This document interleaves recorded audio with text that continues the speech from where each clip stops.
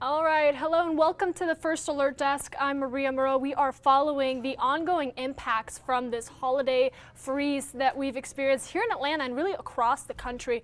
Now that impact headed for the airport as travelers try to make it home and navigate their way back to where they travel to, essentially. So we have been at the airport for several days now. Our reporter Madeline Montgomery has been following the airport chaos. Madeline, talk to me about just what you've seen over these past few days.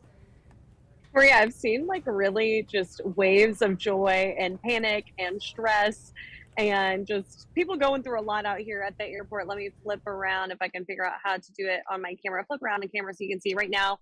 For perspective, we're in the Atlanta airport atrium and you can see people kind of waiting around. And it's been a situation of people just getting cozy in here at the airport because they've been waiting for days to figure out when they're going to be able to fly out. So people are having a ton of issues with that. And then another issue we've been seeing over here, and it'll take me a minute to walk over, so I'll flip it over when I get there. But there's also a ton of bags that are just sitting here without their owners because the bags made it here, but their owners are still trying to figure out how to get to the airport. So just seeing a whole lot of craziness, lines and lines of people.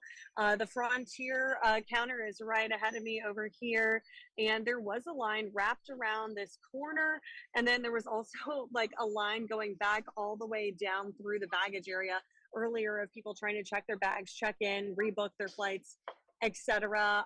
Southwest has been seeing a ton of lines as well. They've been having all kinds of issues, and so they were another one of those airlines where we just kept seeing lines wrapped around corners and down hallways of people just waiting to be able to like get to where they're going. And then the worst part is the people who waited in these lines and then still didn't make their flights or their flights were canceled. Yeah, and that's certainly the case for several of those travelers. We've been hearing updates on social media from officials, but time and time again, what we're seeing, both on social media, people calling into the newsroom here, is this feeling of helplessness. I mean, you've got to talk to some of these travelers. What did they say to you?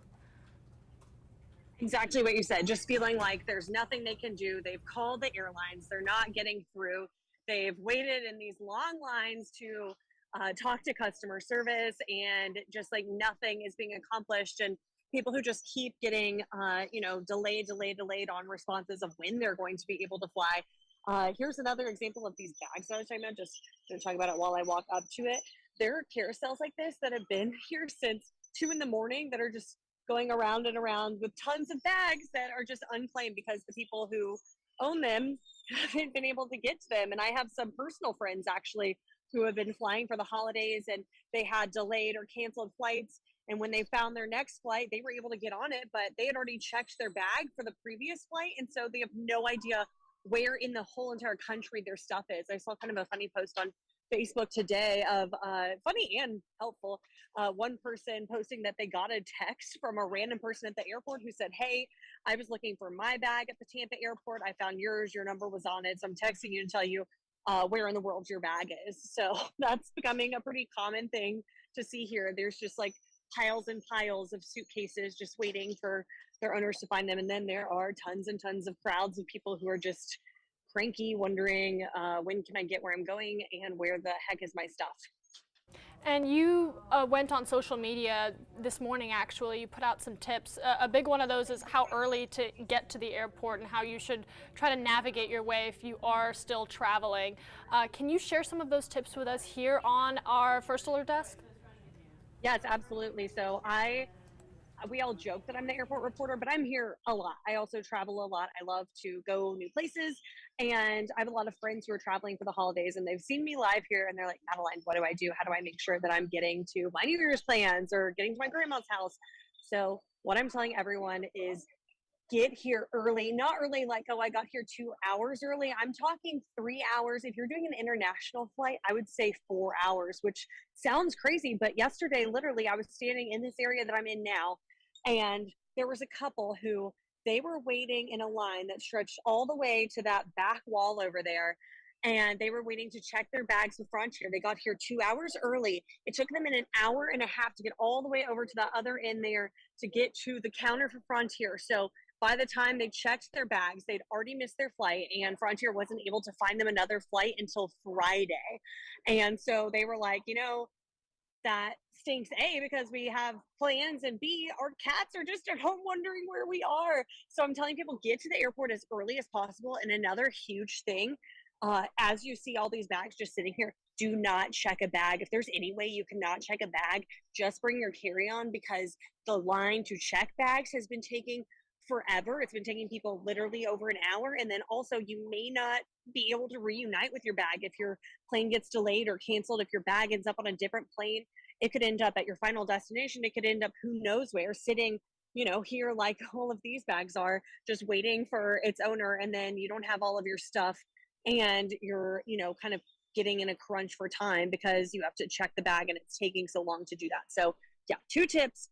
Do not check your bag. That's my high school friend, Emily. Hey, Emily, I'm live right now. Sorry, good to see you. Anyway, so I've been seeing a lot of people I know here at the airport, so that's fun. The joys of get reporting. here early, do not check your bag. Yeah, I know. I saw a little girl I used to babysit here this morning when I was reporting, and then I saw a girl I know from church and her mom here yesterday. So pretty much everyone is flying.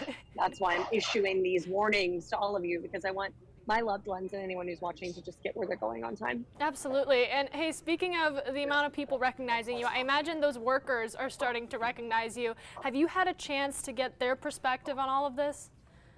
Yes, I'm very proud of that. I finally started getting employee discounts at the airport, so they know I'm in it for the long haul. I'm very serious about basically working at the airport. But what they are telling me is that they are getting a whole lot of attitude and not having a whole lot of fun working here during this time, because a lot of workers are just getting mistreated because people are so frustrated with their flight situations. But that's really not fair. I was talking to this one man who works with TSA, and he said people are giving him attitude. People are yelling at him, screaming at him, getting mad at him. And he's like, hey, I literally like have nothing to do with your flight. I am just making sure that you are not carrying contraband to wherever you're going. And so they say it's hard for them. They're getting frustrated. I have had perspective from various people who work here. Became friends with the guy who has the bomb dog, because the bomb dog is super cute. Her name is Nellie, and he was telling me about how like the biggest lines he's been seeing consistently are the lines for Southwest flights, because they have these good holiday deals. And another good deal with them is the fact that you get 2 free check-in bags. And so he says he's been seeing huge lines for people wanting to check their bags and also wanting to talk to customer service when all of these flights were getting canceled. And so he's like, yeah, that's an airline I'm not going to take for a while, because that's where I keep seeing lines at. Madeline, we are starting to see a warm up, at least here in Atlanta, and really this Arctic blast that we were talking about last week make its way through and out of the U.S. But we're still seeing these travel impacts. What is this major cause of this, or I guess the major causes of all of this? So it's really just a perfect storm, which is cheesy to say because it does involve a storm. But what the CEO at Southwest was saying is basically you have the winter storm. So planes literally not being able to take off, and crews who need to be at a certain airport not being able to get to that airport to man flights. So you have the actual weather, and then you have the fact that it's the holidays. So many flights are already booked up because so many people are trying to go somewhere for Christmas, trying to go somewhere for New Year's Eve. They have all of these plans. So these planes already booked up. So when these cancellations for the weather happen, well, it's hard to rebook people because there aren't planes to rebook them onto, because those planes are already full. And then further in this issue is the fact that Southwest has had super horrible programming errors. Apparently, the system that they work with is extremely outdated. And so they haven't even been able to get into contact really with their employees to tell their employees when they need them to work. And then they've also had a lot of people calling in sick.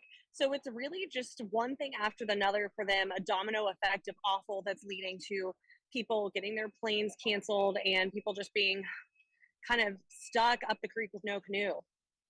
Yeah, certainly. And I know you're going to be there during our noon newscast, where we'll be providing continued updates from Hartsfield-Jackson Atlanta International Airport. Anything that you are keeping your eye on, those updates that our viewers should look out for coming noon?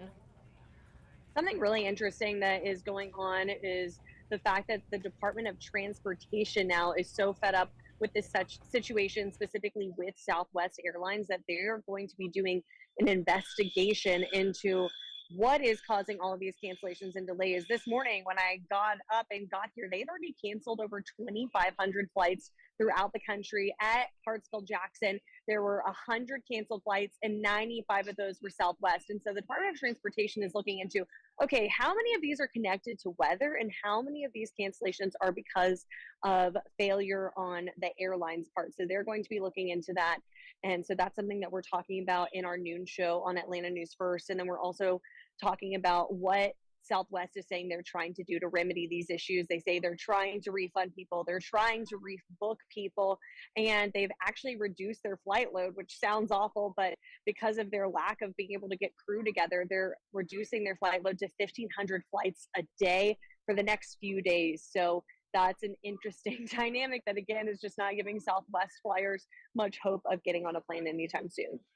And we'll be certainly looking out for those updates. Madeline, thank you so much for giving us that airport perspective. Hopefully some good news comes around really soon. Yeah, definitely. Thank you.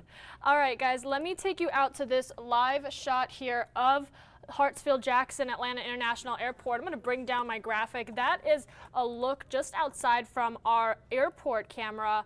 And I wanted to bring that shot up just to show you what it looks like from the outside. You see several planes just trying to make their way out, keeping up with that high demand that Madeline was talking about of travelers right now.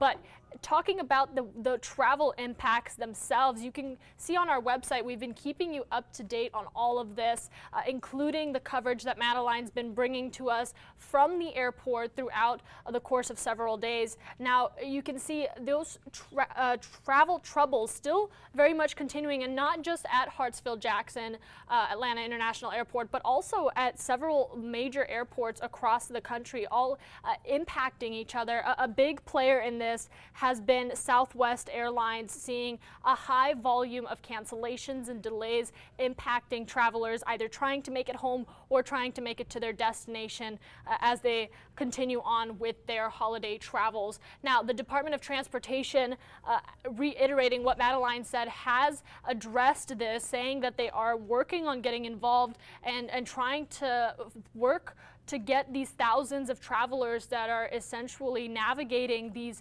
airport issues home or to their destination, but making sure that they're involved and working with each of these airlines to help the thousands of people that have now been impacted by this. And you can see on Southwest Airlines Twitter right here a message from the CEO, basically addressing that they're aware of this issue, that they're working on a plan, and also asking people to be patient, talking about these wide-scale disruptions, the impacts this is having on their staffing as well, and the high call volume from flights being canceled, from flights being delayed, all of that accumulating in now Southwest addressing this high influx of travel interruptions. And then we take a look at ATL Airport. I wanted to bring this up from earlier on December 26th. That was Monday, when they were experiencing lower water pressure from weather-related water issues that we've seen really across Metro Atlanta and parts of Georgia. Now that